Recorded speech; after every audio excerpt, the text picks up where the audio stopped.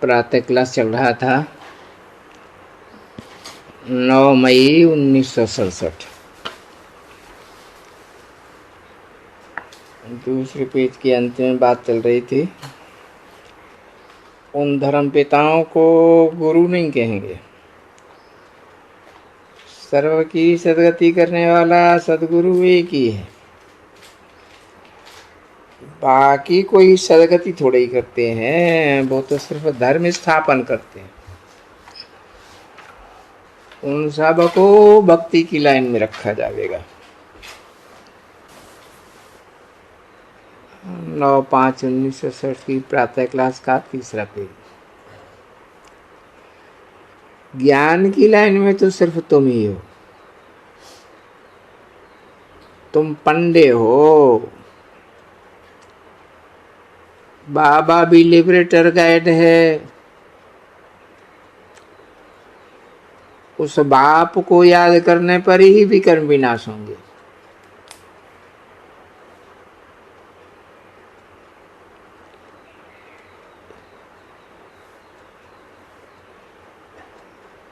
एक तरफ तो ये पुरुषार्थ, तो दूसरी तरफ विकर्म की गति बंद नहीं होगी तो विकर्म होता ही जाएगा। 100 गुना विकर्म हो जाएगा। जितना हो सके विकर्म नहीं करो, नहीं तो एडिशन भी होगी। जबकि जानते हो कि भगवान हमको पढ़ाते हैं, तो कभी विकर्म नहीं करना चाहिए। छोटी चोरी हो या बड़ी चोरी हो, पाप तो हो जाता है ना। सबसे बड़ा पाप तो है वैश्याओं के पास जाना। इसको कहा जाता है वैश्यालय।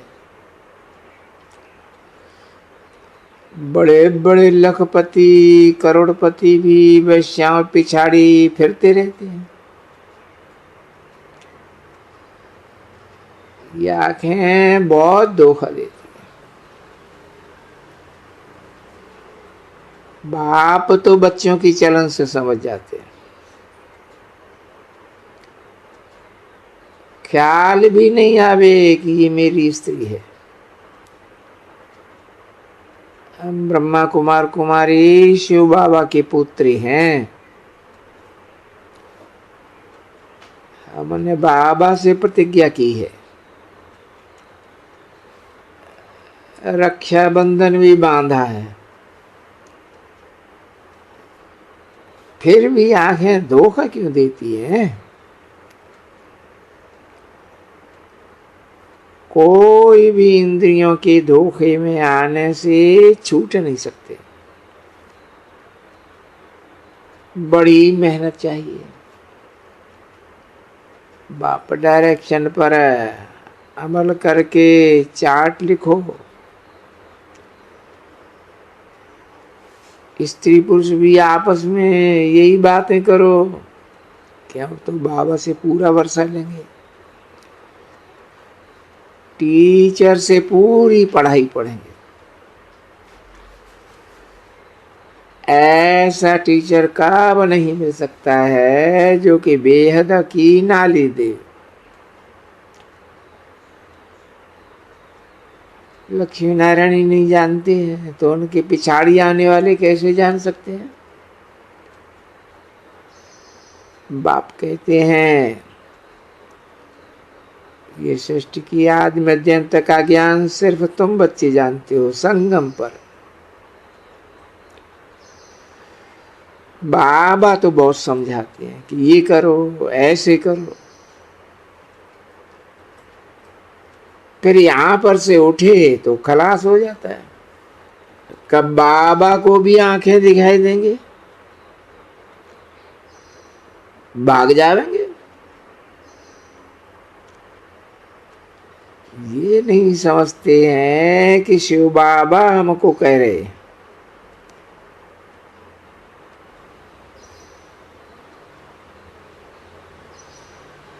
ये ब्रह्मा बाबा कहते हैं कि मुझको भी उड़ाए दो।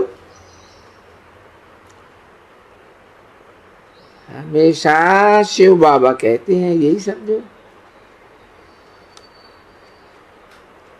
इनका तो फोटो भी नहीं रखो।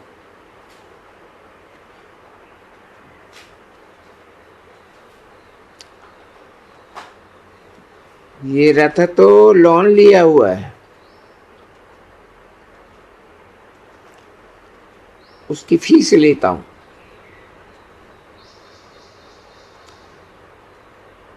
मैं तो बाबा से भरोसा लेता हूं।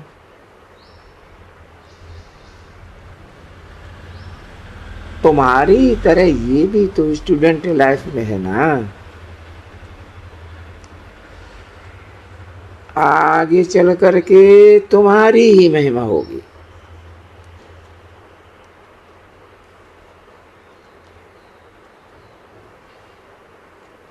अभी तो तुम पूज्य बनने के लिए पढ़ते हो।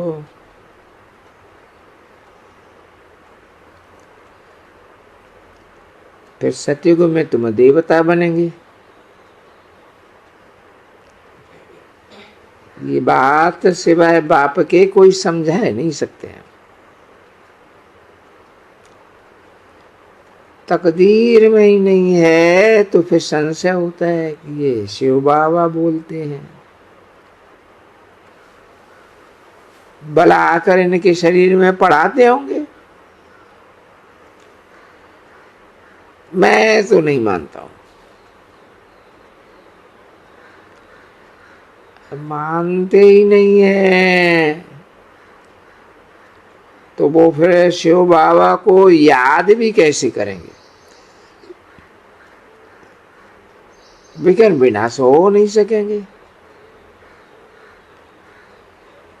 ये सारी नंबरवार राजधानी स्थापन हो रही है। दास दासियां भी तो चाहिए ना। राजाओं को तो दास भी सहेज दहेज में मिलती है। यहां पर ही इतनी दासियां रखते हैं तो सतयुग में कितनी होंगी।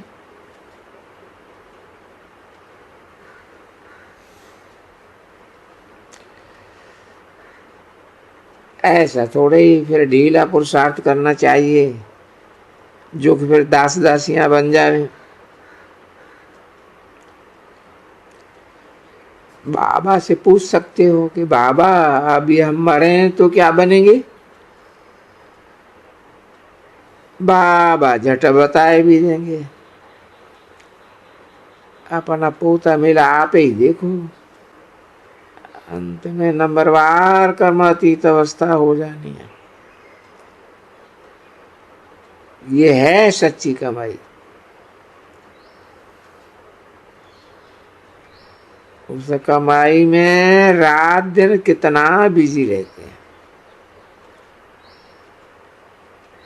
सटोरिये जो होते हैं वो एक हाथ से खाना खाते रहते हैं, दूसरे हाथ फोन पर कारोबार चलाते रहते हैं।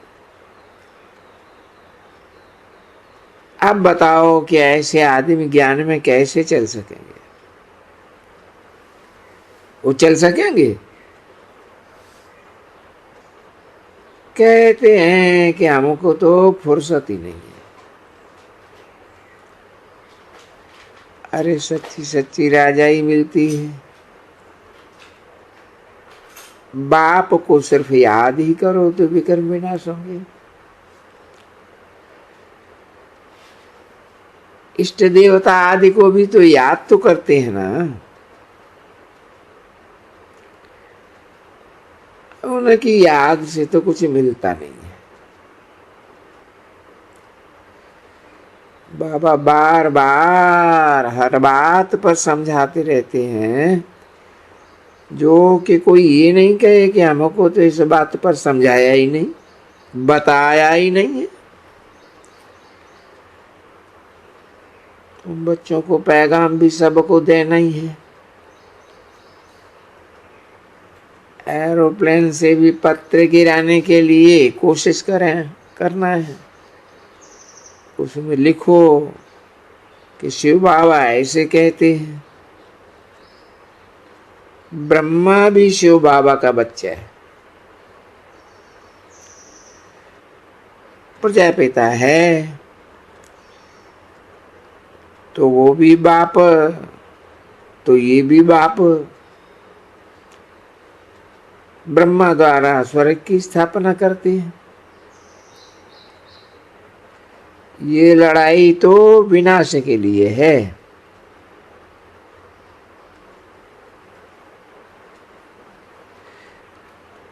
इसमें बाद में ही विश्व में पवित्रता, सुख, शांति रहेगी। कल्प कल्प इसी लड़ाई से स्वर्ग की स्थापना होती है। शिव कहते हुए बहुत बच्चों को तो प्रेम के आंसू आ जाते हैं। कब देखा भी नहीं है। फिर लिखते हैं कि बाबा हमको बहुत याद सताती है। कईयों को ब्रह्मा का भी साक्षात्कार होता रहता है।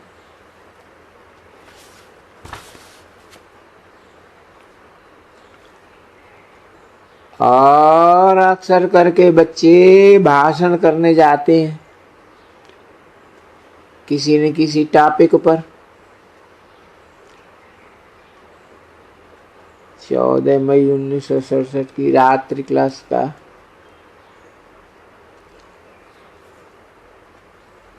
पहला पेज।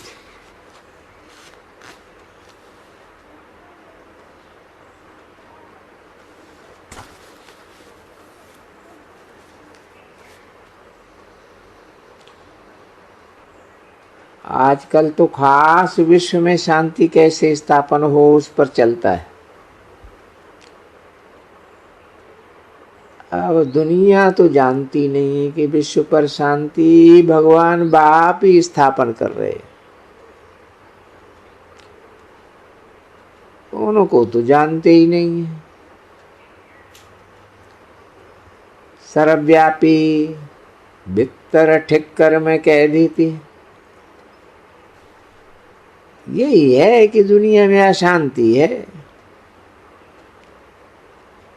अब विश्व में शांति कैसे हो? इसलिए पीस प्राइज भी बहुतों को मिलता है। तुम बच्चों को भाषण में ये समझाना है कि विश्व पर शांति कैसे हो। उनकी बुद्धि में है कि ये जो इतने धर्म हैं वो सब आपस में मिलकर एक हो जावे। अब सभी धर्म मिलकर एक तो कभी होते नहीं। हाँ, ये हो सकता है कि एक धर्म ही हो। इन बातों को तुम बच्चे ही समझते हो। तुम्हारे में भी कोई कोई भाषण लायक है? बोलो। सभी यही चाहते हैं कि विश्व में शांति कैसे हो, क्योंकि अशांति में दुख, शांति में सुख होता है। मनुष्य चाहते हैं सुख शांति दोनों। एक है शांति धाम, दूसरा फिर है सुख धाम और दुख धाम। हम जो ब्रह्मा कुमार कुमारी हैं वो हैं ही प्रजापिता ब्रह्मा की संतान। ब्रह्मा बल्द शिव बाबा। ब्रह्मा शिव बाबा का बच्चा है। ऊंचे ते ऊंचे शिव बाबा की महिमा करनी है। सभी आत्माओं का वो बाप है। सब आत्माएं ब्रदर्स हैं। आत्माओं के रहने का स्थान है ही शांति धाम। यहाँ शरीर धारण करके पार्ट बजाते हैं। आत्मा अलग हो जावे तो पार्ट नहीं चल सकेगा। घर है ही शांति धाम। अब एक तो शांति धाम वो है, यहां है अशांति। करोड़ों मनुष्य हैं, लड़ाई झगड़ा बहुत है। दूसरी शांति होती है स्वर्ग में, जबकि धर्म ही एक रहता है। भारत में सुखधाम था, आत्माएं सब शांति धाम में रहती थी। जब देवताओं का राज्य था तो सुख था, शांति सुख संपत्ति थी। 5000 वर्ष की बात है, जबकि भारत हेवन था। लक्ष्मी नारायण का एक राज्य ऐसा ही था, दूसरा कोई राज्य था ही नहीं। याद करो कि बरोबर ऐसा था ना। पहले पहले पूछना चाहिए कि बरोबर एक धर्म था ना। पवित्रता भी थी, सुख शांति भी थी, अथाह धन था। फिर जब भक्ति मार्ग शुरू हुआ है तो मंदिर बनाया सोमनाथ का। भारत कितना साहूकार था, सोने के महल थे, और तो कोई धर्म था ही नहीं। तुम्हारे दिल में जो है वो तो और कोई के दिल में नहीं। पीस, प्रॉस्पेरिटी, प्योरिटी थी। मनुष्य भी थोड़े थे, अथाह संपत्ति थी। और वो है शांति धाम, जहां से हम आत्माएं आती हैं। शांति धाम फिर होता है सुख धाम। अभी है कलयुग दुख धाम। अनेक धर्म हो गए। सतयुग के बाद है त्रेता, वहां पर राम राज्य था।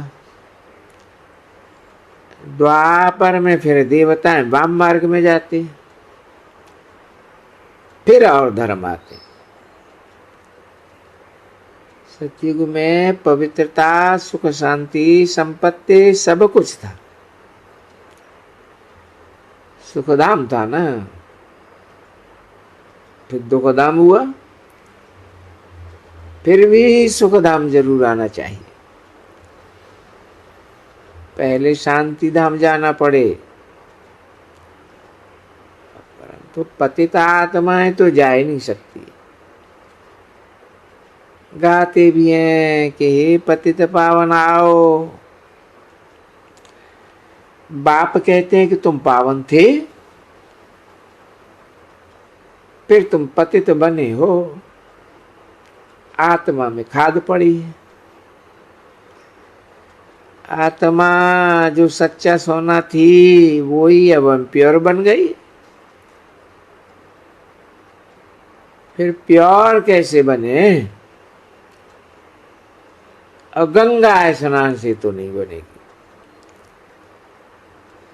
एवर प्योर जो पतित पावन बाप है उनको ही आना पड़े। बाप कहते हैं मामी कम याद करो तो तुम सतो प्रधान बन जाएंगे। फिर आकर के तुम स्वर्ग का राज्य लेंगे। है भारत में जब स्वर्ग था तो थोड़े मनुष्य थे, अब है 500 करोड़। इस समय अशांति दुख भी है। अब इनको स्वर्ग का मालिक किसने बनाया? शिव तो बेहद का बाप है, सर्व का सदगति दाता है, गाइड बनकर सबको ले जाते हैं। सबका हिसाब किताब चुकता होता है।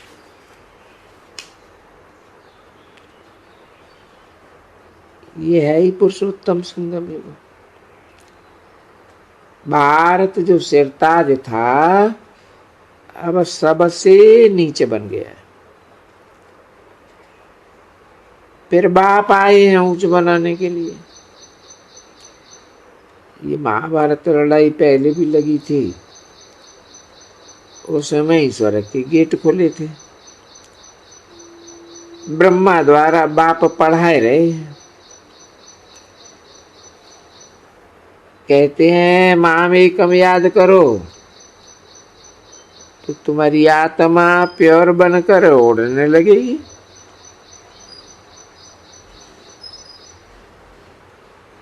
पतित आत्मा कोई वापस नहीं जा सकती है।